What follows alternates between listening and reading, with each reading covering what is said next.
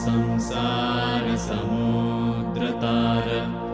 नौकायिताभ्यां गुरुभक्तिताभ्यां वैराग्यसाम्राज्यदपूजनाभ्यां नमो नमः श्रीगुरुपादुकाभ्यां कवित्ववाराशिनिशाकराभ्यां दौर्भाग्यदावां बुधमालिकाभ्यां दूरीकृतानम्रविपत्तिताभ्यां नमो नमः श्रीगुरुपादुकाभ्यां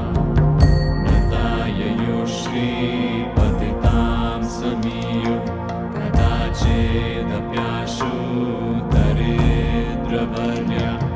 मूकाश्च वाचस्पतितां हिताभ्यां नमो नमः श्रीगुरुपादुकाभ्यां कालीकरीकाशपदाहृदाभ्यां नानाविमोहादिनिवारिकाभ्यां नमः जनाभीष्टगतिप्रदाभ्यां नमो नमः श्रीगुरुपादुकाभ्यां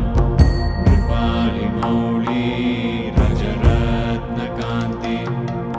सरिद्विराजशकन्यकाभ्यां नृपत्पदाभ्यां नतलोकपङ्क्तेः नमो नमः श्रीगुरुपादुकाभ्यां पापान्धकारार्कपरम्पराभ्यां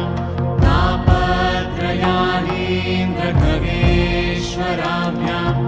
जाड्याद्रिसंशोषणवाणवाभ्यां नमो नमः श्रीगुरुपादुकाभ्यां शमादिषड्गप्रदवैभवाभ्यां समाधिदानव्रतदीक्षिताभ्यां